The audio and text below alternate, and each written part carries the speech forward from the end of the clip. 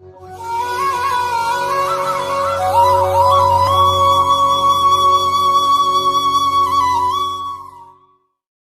सकता है थोड़ा देना लेना पड़ जाए, वो बात की बात है, दोगे लोगे तो बाद में भी देना लेना पड़ेगा, पर किसी से काम निकालना है डायरेक्ट जाकर पूछो, डायरेक्ट बात करो।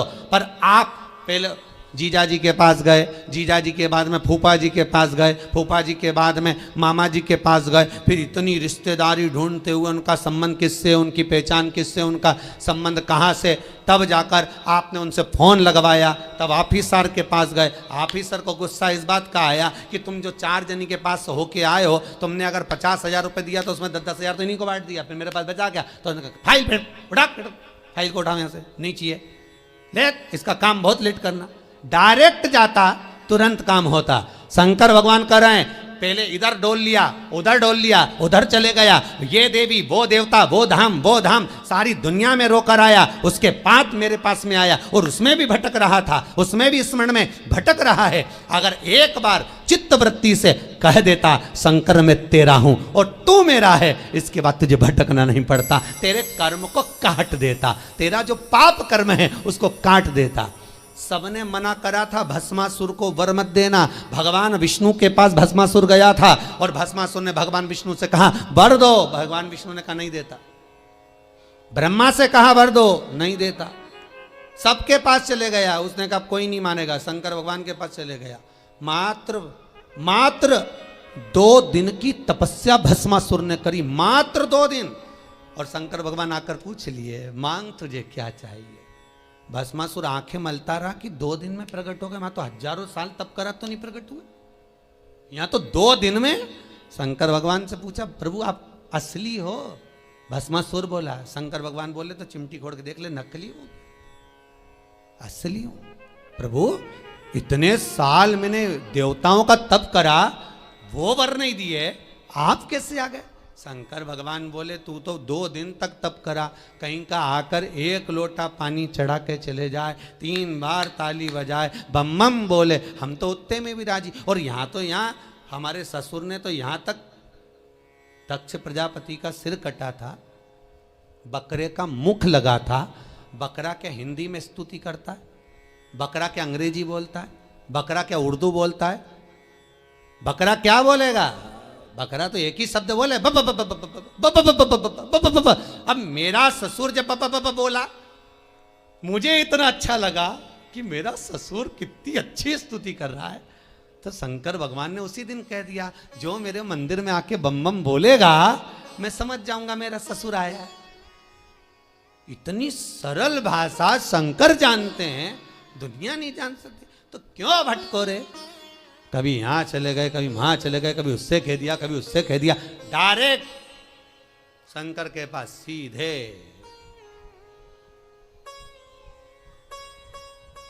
सीधे बोले। फिर लोग भले कहें क्या तू मिला जो तू फूलों नि समा, क्या मिल गया ऐसा जो तू फूलों नि समा रहे हो? एक ही मंत्र महान गुरु मेरो समरथ है, समरथ है गुरु अमरत है, मेरो एक ही मंत्र महान कि शिव मेरो समरथ। शंकर समरथ। कौन है जिसने यमराज को मारा? कौन है जिसने यमराज की पुत्री मृत्यु को मारा? केवल एक कालों का काल, महाकाल, दूसरा नहीं हो सकता। अकाल मृत्यु वो मरे जो काम करे चंडाल का, काल उसका क्या बिगाड़े जो भक्त हो महाकाल का। शंकर का भगत का बिगड़ेगा क्या? क्या बिगड़ेगा? शंभु है। भस्मासुर बोले 2 दिन का तप और तुम आ गए सामने? अरे 2 दिन बहुत होते हैं। तुलसीदास जी ने भस्मासुर का चरित्र पढ़ के ही लिखा होगा, आधी में पुनियाद, कि 2 दिन भी मत करो तुम तो आधी घड़ी बहुत, आधी में पुनियाद बहुत, उतना ही। बहुत है उतना, बहुत।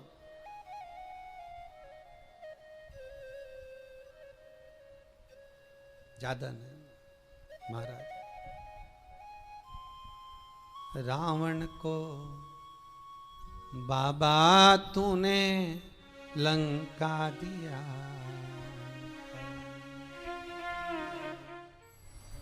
करुणा सागर कब करुणा कर जाए, त्रिकालदर्शी कैलाशी अविनाशी शंभु।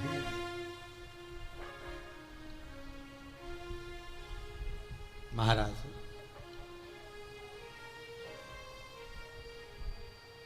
शिव पुराण कह रही है, बुजुर्ग कह रहा है कि हमारे इस पाप कर्म को काटते क्यों नहीं। भगवान कह रहे हैं काटने को तो मैं काट देता, मना नहीं है, पर मृत्यु लोक में अगर आए हो तो थोड़ा सा कर्म का भोग तो भोगना ही पड़ेगा। संपूर्ण जीवन सुखमय हो, खूब डनलफ के गद्दा हो, चकाचक भोजन हो, रोज 56 भोग खाओ, खूब अच्छे से रहो, तो भी दुख तो जीवन में थोड़ा ना थोड़ा तो घेरेगा ही, थोड़ा ना। पहला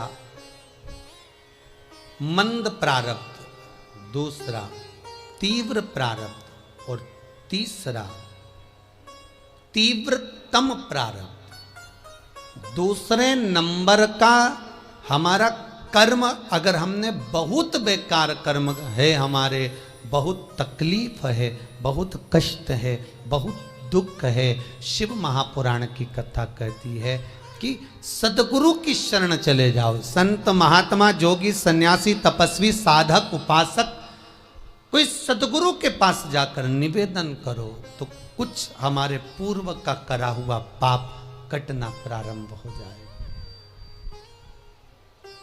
हमारा पुराना पाप धीरे धीरे कटे। सत्कर्म की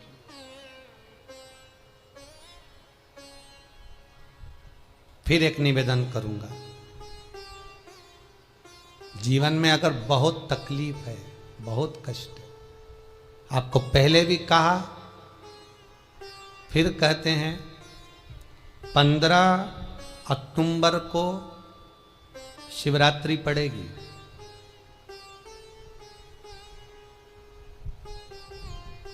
जो माघ महीने में शिवरात्रि पड़ती है उससे भी प्रबल शिवरात्रि 15 अक्टूबर को पड़ेगी। ये शिवरात्रि अधिक मास के महीने की शिवरात्रि है, अश्विन की। 19 वर्ष के 2 बार गैप करने के बाद ये अश्विन का जो अधिक मास आता है, इसके बाद 183 वर्ष के बाद आएगा, और 183 वर्ष के बाद फिर इसमें की शिवरात्रि प्राप्त होगी। और 183 वर्ष किसने देखे? कौन ने देखे? और निवेदन करूंगा, अगर जिंदगी में थोड़ी सी तकलीफ है, दुख है, कष्ट है, परेशानी है, तो उस शिवरात्रि को हाथ से मत जाने दो। 15 अक्टूबर वाली शिवरात्रि को आपको पहले भी कहा कि क्या क्या वस्तु भगवान शंकर को हम रात्रि के समय पर चढ़ा दें, जिससे हमारा रोग समाप्त हो जाए, हमारी बीमारी समाप्त हो जाए, हमारे जीवन में सुख समृद्धि लक्ष्मी आ जाए। वो समर्पण का भाव। और शिवरात्रि आने में देरी है, 15 अक्टूबर में भी अभी देरी है, और आपके जीवन में बहुत कष्ट है, बहुत कष्ट। महाराज 5 कमलगट्टे, 5 बेलपत्र तांबे के लोटे में जल भरकर रख लीजिए। सीधे हाथ पर उस कलश को रखो जिसमें 5 कमलगट्टे और 5 बेलपत्र रखिए।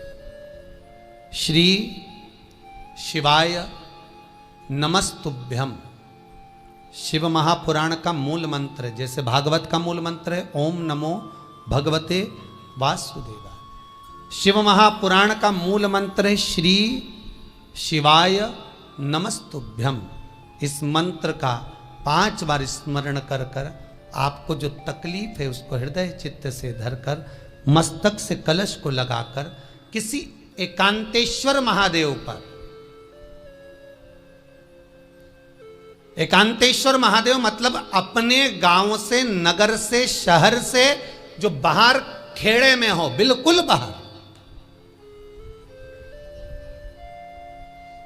जिस शिवलिंग पर कोई पूजन करने ना जाता हो, एकांत में बैठे हो, जंगल में बैठे हो, कहीं किसी वृक्ष के नीचे विराजमान हो, ऐसे एकांतेश्वर महादेव पर अपनी कामना कर कर वो जल समर्पित कर दो। एक बेलपत्र, एक कमलगट्टा उठाकर अपने घर पर लेकर आ जाओ। जो तकलीफ बहुत ज़्यादा हो रही है 5 दिन में आपको मालूम पड़ जाएगा, 5 दिन में अंतर आ जाएगा। शिव का अनुमोदन करो, शंकर का स्मरण करो। महाराज, ये अश्विन का जो अधिक मास है 183 वर्ष के बाद वापिस आएगा। योग, ये योग पहले मिल जाता 19 वर्ष में, पर अब मिलेगा 183 वर्ष।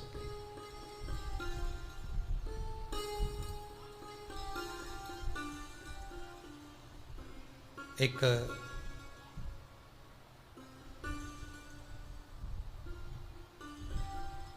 किन्हीं माता जी का एक प्रश्न था, वो ध्यान में नहीं आ रहा है वो कहाँ से थी, कि उन्होंने एक प्रश्न किया था, व्हाट्सएप पर लिखा हुआ आया था कि उनके घर में कोई बहुत ज़्यादा बीमार पड़ा हुआ है और बहुत बुजुर्ग है, लगभग 90-95 साल की हैं और शरीर गल गया, शरीर में अब कीड़े पड़ रहे हैं। सिस्टर को बुलाते हैं, डॉक्टर को बुलाते हैं, तब उनको साफ करते हैं, शरीर इतना गल चुका। उसके लिए क्या करना चाहिए?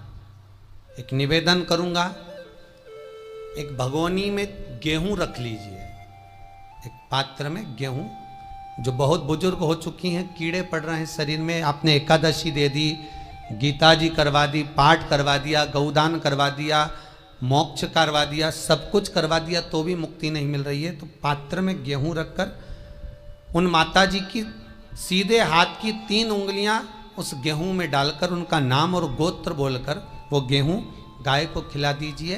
पात्र किसी गरीबड़े को, भिक्षुक को दे दीजिए। महाराज, 3 या 4 दिन में मोक्ष प्राप्त हो जाता है। इतनी अगर भोग रही हैं तो कर सकते, इतना कष्ट अगर भोग रही हैं कि शरीर गल चुका है, कीड़े पड़ रहे हैं शरीर के अंदर और सारी खाल टपक टपक कर गिर रही है, तो उनकी मुक्ति हो, उनका मोक्ष हो। आज माता जी कह रही थी कि हमने गीता जी सुना दी, पाठ कर दिया, सब कुछ कर दिया, गौदान करा दिया, सब करा दिया, पर मुक्ति नहीं हो। शिव का हो, शंकर को, मेरे बाबा विश्वनाथ का स्मरण करो, मिलेगा। फिर निवेदन करूंगा, ब्रह्मा ब्रह्मलोक में रहते हैं, भगवान विष्णु बैकुंठ में रहते हैं। मृत्यु लोक का अगर कोई देव है तो वो महादेव है। पृथ्वी का अगर कोई देवता है तो वो देव अधिदेव महादेव है। पर हमारी आदत है, हम पड़ोस की काकी आती है तो उसको प्रणाम करते हैं, मासी सास आती है तो उसको नमन करते हैं, चाची सास आती है तो उसको नमन करते हैं, और घर में सास बैठी रहती है उसको कभी नमन नहीं करते। आदत है ना हमारी। दूसरों को तो हम प्रणाम कर लेंगे पर घर की सास को नमन नहीं कर पाते। उसी तरह हम भगवान विष्णु का स्मरण कर रहे हैं, ब्रह्मा का स्मरण कर रहे हैं, सारे 33 कोटि देवताओं का स्मरण कर रहे हैं, पर भूलोक का इस देव अधिदेव महादेव का हम कितना स्मरण कर रहे हैं। हम तो भगवान शंकर के मंदिर में भी जाते हैं तो छल करते हैं, गए मंदिर में, वहां का लोटा उठा लिया, पानी भर लिया, शंकर जी को चढ़ा दिया, लोटा दूसरे का, पानी दूसरे का, मंदिर भी दूसरे का, पानी चढ़ा दिया बस। और इतनी सात्वित्ववान सिर पे पल्लू मल्लू रे कि ऐसे पानी चढ़ाए। शंकर भगवान भी सोचे काय को नौटंकी करे रे, काय को नाटक करे, पानी दूसरे का, लोटा दूसरे का, शंकर जी पे चढ़ा रही। अगर शंकर को जल चढ़ाना है तो घर से लेकर जा, लोटा भी घर से लेकर जा, और अगर मंदिर का पानी लिया है, मंदिर का लोटा लिया है, तो 1 रुपये लोटे का किराया और 1 रुपये जो लाइट जली, पानी भरा जिस पुजारी ने, उसका 2 रुपया दान पेटी में डाल, तब जाकर तू शंकर को पानी चढ़ाएगी, तब शंकर उस जल को स्वीकार करता है। किसी की लगी लगाई थाली मिल जाए पूजन की और तुम सिर पे पल्लू लेके कुंकू चावल रोली बोली सब चढ़ा दो और बेचारी वो बाद में आए तो देखे तो यहाँ सब साफ, तो क्या भगवान स्वीकार करेगा? भगवान ऐसा स्वीकार नहीं करे। फिर निवेदन है, बरसाती मेंढक मत बनो रे, अच्छे से सेवा करो, थोड़ी करो पर अच्छी करो, घर से पानी लेकर जाओ।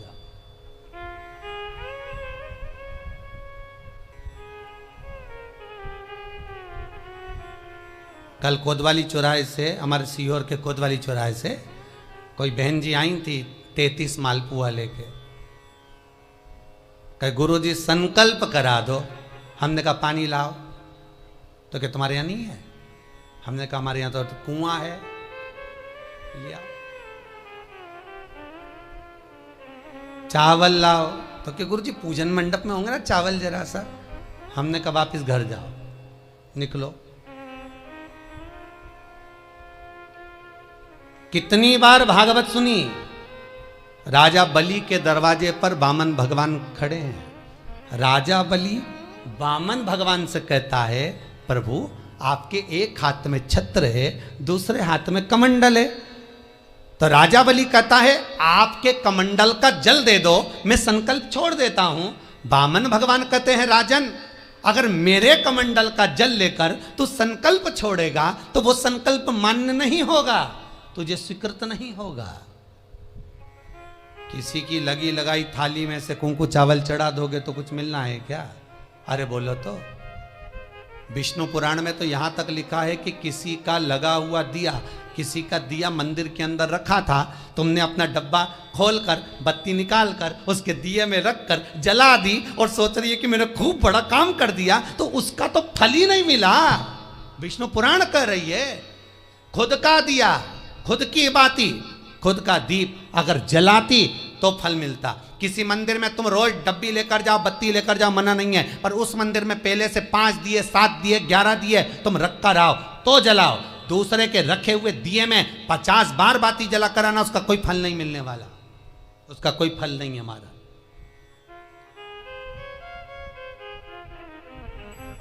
खुद का जल लेकर जाओगे, खुद का लोटा लेकर जाओगे तो फल। यहाँ तो स्वयं भागवत कह रही है, राजा बलि के सामने वामन भगवान कहते हैं राजन तेरे कमंडल को लेकर आ, उससे संकल्प छोड़, अगर मेरे जल का संकल्प छोड़ेगा तो उसका कोई फल नहीं मिलने वाला। राजा बलि अंदर गया, जाकर भी उसने कर्म बेकार कर दिया। राजा बलि ने क्या, कमंडल लाना था खुद का, उठा लाया शुक्राचार्य जी का, शुक्राचार्य जी का कमंडल उठाकर लाया, इसलिए शुक्राचार्य जी कमंडल के अंदर जाकर बैठ गए, एक आंख लगाकर देखते रहे, जल बाहर नहीं निकलने दिया शुक्राचार्य जी ने कि मेरे कमंडल का जल कैसे निकल जाए भला।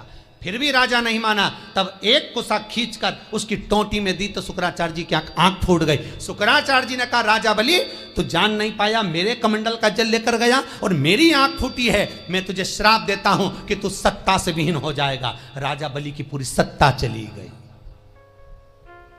पूरी सत्ता मात्र कमंडल के जल के कारण चली गई। तो आप अगर दान करने जा रहे हो, आप कन्या दान करने जा रहे हो, आप गौ दान करने जा रहे हो, आप वस्त्र दान करने जा रहे हो, आप मालपुए का दान करने जा रहे हो, आप स्वर्ण दान करने जा रहे हो, तो जल चावल आपका होना चाहिए, संकल्प आपका होना चाहिए, दूसरे का नहीं। इसलिए नैमिषारण्य में जो 108 शिव महापुराण की पोथी बिठाई, तो वहां जो संकल्प छूटा आपके घरों में छुड़वाया है, घर के अंदर। और 15 अक्टूबर को जो शिवरात्रि का उत्सव रात्रि को 9:20 से 10:20 पर इसी टीवी चैनल पर जो हम कराएंगे, उसका संकल्प आप अपने घर में बैठकर छोड़ना, यहां नहीं, अपने घर में।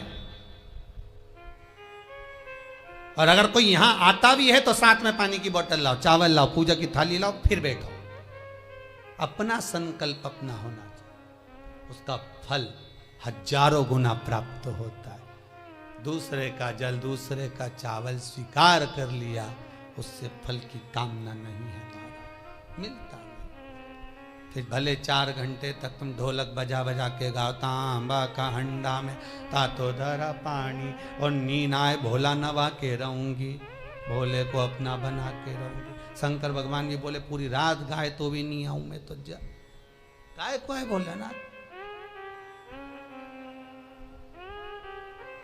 शिव को मनाने के लिए आडंबर की जरूरत नहीं है, शंकर को मनाने के लिए बहुत साधना करने की भी जरूरत नहीं है। शंकर तो कहते हैं 3 बार ताली बजा दो, बम बम बोल दो, उतने में भी राजी हूं। पानी नी भी चढ़ाए चलेगा, ताली नी भी बजाए चलेगा, बम बम नी भी बोला चलेगा। शंकर का शिव महापुराण की कथा कहती है इतना भी ना बने तो मेरे मंदिर के सामने से निकल कर चले जा, उतने में भी कल्याण कर दूंगा। ये भी ना बने तो मेरे मंदिर का शिखर देख ले, शिखर दर्शनम सर्व पाप नाशनम, मात्र शिखर का दर्शन कर लेने पर भी मैं तेरे पाप छिन्न कर देता हूं, समाप्त कर देता हूं, तेरी जिंदगी खुशियों से भर। शिव करें उतने में भी संतुष्टि है।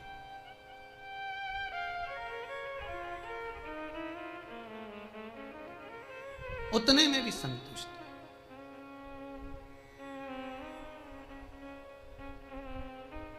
शंकर का अनुमोदन करने वाला, शिव का स्मरण करने वाला है।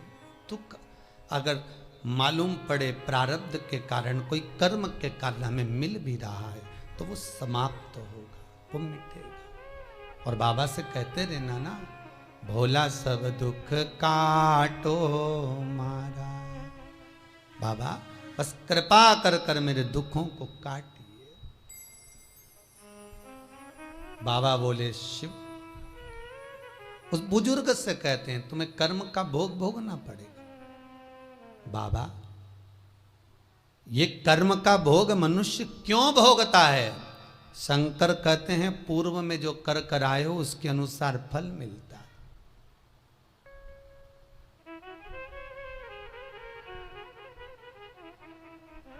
अभी 2 दिन पहले की कथा याद करो, कथा में कहा था खूब भगवान ने धन दे दिया, जिसके घर में 10-10 नौकर लगे और घर का मालिक इतना चड्डा पहनकर टी शर्ट पहनकर कुत्ते को छी करा रहा है।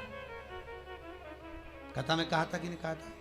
तो किसी ने प्रश्न किया था गुरुदेव इनके घर में 10-10 नौकर लगे, इनके घर के बच्चों को तो नौकरानियां पाल रही, दासियां पाल रही, और सेठ जी अच्छा चड्डा पहन के टी शर्ट पहन के कुत्ते को छी करा रहा। तो ये कहीं लिखा, अरे गरुड़ पुराण उठाकर देखो ना, ये भी कर्म का भोग है कि तेरे घर में 10 नौकर काम कर रहे हैं और कुत्ते को छी मॉर्निंग वॉक में तू करा रहा। तुमने भी देखा होगा रे, जितने लोग टीवी पे कथा सुन रहे हैं, सही बताओ ईमानदारी से, अपनी अपनी स्वीकृति भेजना हो व्हाट्सएप पे जरूर। देखा होगा कि नहीं देखो, सुबह सुबह लोग कुत्ता इतनी शान से घुमाए, कुत्ता इनंग जाए तो वो इनंग, कुत्ता उधर जाए तो वो उधर। हमें ये समझ में नहीं आया कि ये कुत्ते को घुमा रहा है कि कुत्ता इसे घुमा रहा है। तो इधर जाए उधर, उधर जाए उधर, उधर कहां कर। इसलिए निवेदन मत बुरे कर्म कर बंदे, वरना पछताएगा, भगवान की आंखों से तू बच नहीं पाएगा, तू बच नहीं पाएगा।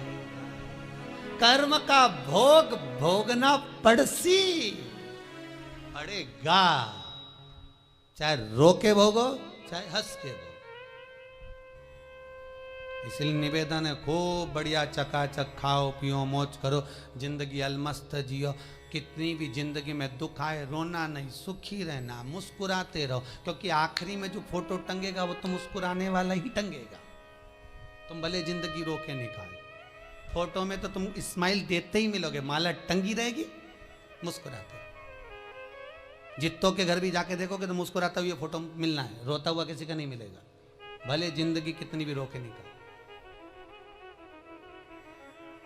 चित्त वृत्ति को लगाओ भजन में, कीर्तन में, स्मरण में। जितना समय गया जाने दो, जो बचा उसको शंकर में लगा दो, शिव में लगा दो। महाराज कर्म का भोग भोगना है, गति प्रारब्ध की। दूसरी जो प्रारब्ध की गति है उसको कहा तीव्र प्रारब्ध। इसके भोग को अगर तुम भोग रहे हो, दुख आया है तो संत सतगुरु की शरण में जाकर कहो, दुख मिटेगा।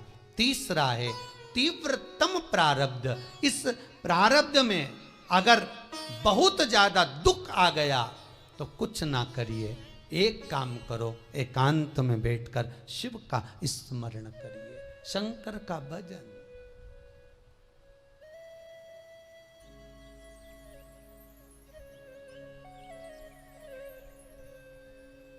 बटकेश्वर महादेव और पिपलेश्वर महादेव,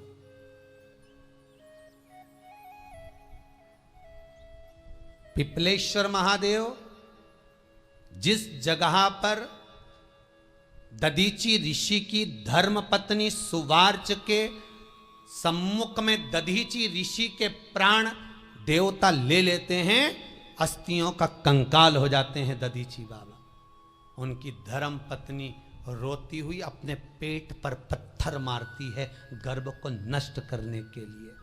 वहां शंकर भगवान प्रकट होते हैं पीपल के पेड़ के नीचे। शिव जी का नाम पिपलेश्वर महादेव हुआ। जो बालक पीपल के पेड़ के नीचे जन्मा उसका नाम पिपलाद हुआ। दो महादेव अपनी पुस्तिका में लिख कर रख लो, एक बटकेश्वर महादेव और एक पिपलेश्वर महादेव। अदालत में कोई कार्रवाई चल रही है, अदालत में कोई केस चल रहा है, अदालत में कोई बात चल रही है, नहीं जीत मिल रही, नहीं विजय मिल रही, हार गए, पेशियां लगा लगा कर, एक बार बड़ के पेड़ के नीचे बालू मिट्टी का शिवलिंग बनाकर उसकी पूजन करो। पूजन अर्चना कर कर दही 3 चम्मच नाम लेकर चढ़ाओ जिसके साथ केस चल रहा है, और 3 चम्मच दही चढ़ाकर उस दही को उठा लो और रुमाल पर उसके छापे लगा लो, सफेद रुमाल पर भगवान शंकर की पूजा अर्चना कर कर जल में विसर्जन कर दो बटकेश्वर महादेव का नाम लेकर, और उस रुमाल को घड़ी बनाकर रख लो। अगली पेशी जब हो उसको साथ लेकर जाओ, केस जल्दी निपटेगा, विजय प्राप्त होगी। मात्र 3 सोमवार करिए बटकेश्वर का स्मरण। उसी तरह पिपलेश्वर महादेव, कितनी भी बड़ी जिंदगी में रोग हो, चाहे कैंसर जैसा हो, लीवर हो, किडनी हो, कितना भी बड़ा रोग हो, भगवान पिपलेश्वर महादेव का स्मरण करिए। पीपल के पेड़ के नीचे शंकर भगवान के शिवलिंग का निर्माण कर कर उसकी पूजन अर्चना करिए, उस पर शहद चढ़ाइए। पीपल का वृक्ष, आंवले का वृक्ष, शमी का वृक्ष, बेलपत्र का वृक्ष, ये औषधि पूर्ण है महाराज। डॉक्टर ने कह दिया डायलिसिस कराना जरूरी है, तो एक बार इस शिव महापुराण का उपाय जरूर करना। डायलिसिस कराने से पहले 5 छोटे छोटे पीपल के पत्ते लेना, शंकर जी का शिवलिंग का निर्माण पीपल के पेड़ के नीचे करना, मट्टी का पार्थिव शिवलिंग निर्माण कर कर उसकी पूजन कर कर बेलपत्री 5 चढ़ाकर 5 पीपल के पत्ते 5 शमी के पत्ते शंकर पर चढ़ा देना, आरती पूजन करना। शमी का पत्ता बेलपत्र छोड़कर 5 पीपल के पत्ते उठा लेना। जिस व्यक्ति को डायलिसिस का बोला है उस व्यक्ति को 5 पत्ते पीस कर छान कर पिला देना। 3 दिन बाद फिर जाकर डॉक्टर को चेक करवाना, डॉक्टर डायलिसिस का मना कर देगा, लीवर किडनी अपना काम करना प्रारंभ कर देगा। पिपलेश्वर महादेव की पूजन, पीपल के पत्ते की औषधि जीवन का सुख दे जाती है। कोई पिपलेश्वर महादेव सहज नहीं है महाराज। कितना विचित्र वर्णन है, प्रैक्टिकल जरूर करना। सीओर वाला महाराज कहीं झूठ तो नहीं बोल रहा, और व्हाट्सएप पे लिखकर भी भेजना करा कि नहीं करा, क्योंकि शिव महापुराण की लेखनी है।